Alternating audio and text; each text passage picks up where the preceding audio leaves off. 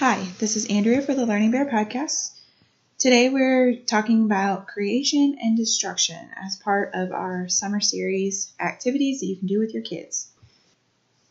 Okay, so the title's a little dramatic, I know, but you'll see what I'm talking about when we are discussing creation and destruction.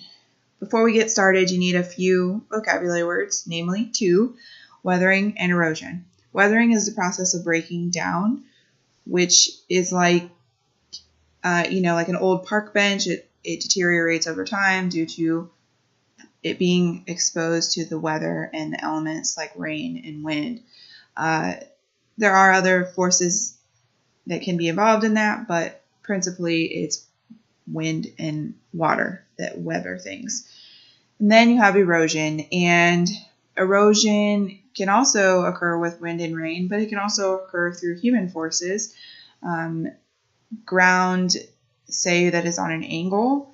If you are running a four-wheeler over it repeatedly over and over, it's going to wear away the topsoil and it's going to wear away the vegetation that's living there to the point that nothing will grow there anymore.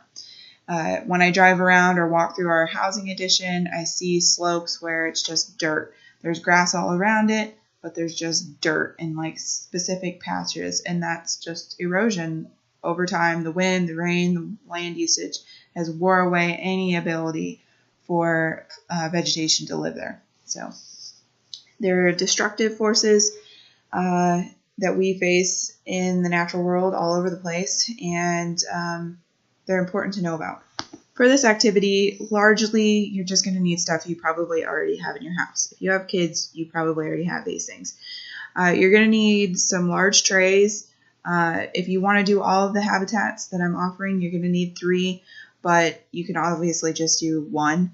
You're going to need some sort of trowels or tools, like shovels, and then some toy cars that you don't mind getting dirty, farming implements, trees, farm animals, anything that would be in a habitat, any sort of manipulatives that are human-based or animal-based are perfect for this, as well as shells.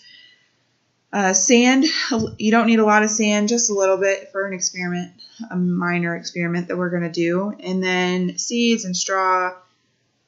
Seeds are great for the farming habitat we're going to talk about.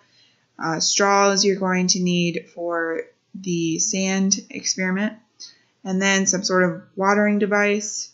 You want something that's going to have a gentle flow to it like rain. You don't want to just dump a whole cup of water on it. So something with holes, like a watering can, is really great. Or just a cup with holes in it that you poke in it. You're going to need water, and then you're going to need some Legos or blocks. And if you have kids, most of these things you probably already have on hand, which is perfect. Then it doesn't cost you anything. So part 1 is talking about wind erosion. And so what you'll do is you'll take some sand and pour it on a surface. It doesn't have to be like a tray or a plate or something. It could just be your sidewalk or in your yard even. Pour some sand down, or you can use loose dirt. Don't use clods of dirt. You want loose dirt, okay? Or mulch could also probably work depending on the size of the mulch. With a straw, you're going to blow the dirt around. This is weathering erosion via wind. And so blowing the topsoil or the sand around destroys the land over time. This happens with beaches when we have hurricanes. It takes up all of the sand and throws it somewhere else. Sand dunes, same situation. Same with topsoil being destroyed through hurricanes and thunderstorms and tornadoes and stuff. So same sort of idea. Then with a different demonstration, you can use Legos or blocks, and I have a short demonstration I'll share with you momentarily, but you'll have a prepared tower of bricks or Legos, and you'll knock them down. This is weathering, it's breaking it down, and then you'll pick them up and you'll move them away, and this is erosion. So this is my demonstration of a weathering and erosion experiment. You have a small tower of Jenga bricks like I do, or Lego bricks, whatever. You break them down. That's weathering. Explain that to your kids that is weathering. And then slowly you move them away. And the moving away is the erosion.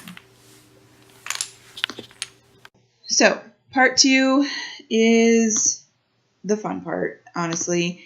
This is where you allow your student to build a habitat. It can be an ocean, a farmland, a mountainous area, or whatever else you think of. You want them to have some sort of access to that dirt or mulch or whatever. They will build a habitat using whatever you have. And then once they've built it, using a watering can or the cup with holes in it, cause a rainstorm. Discuss before and after the storm whether they think their habitat can survive this water erosion. You're just simulating this destructive natural force. So then, now that this has happened, afterwards you can talk about destructive human forces and how they would be the same or different. What do you think would happen if they were combined with natural forces? What would happen?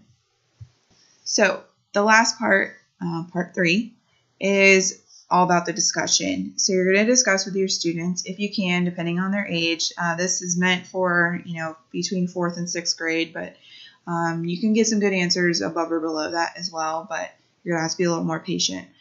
Discuss strategies to prevent erosion in different environments. Here's some options for you, and then can they come up with something else? Will those strategies work for wind and water? And then you can let them rebuild their landscapes if you want to, or try again with a different landscape because the dirt might be muddy. I'm sure it's muddy, in fact. So this is just an option for you if you want them to build again. It's a little bit messy, but totally worth it. So that's it. You're learning about the forces of weathering and erosion and maybe what you can do to prevent them. If you have any questions, feel free to comment below and I will answer your questions. And thank you for watching. Subscribe, share, and like. Have a great day. Bye.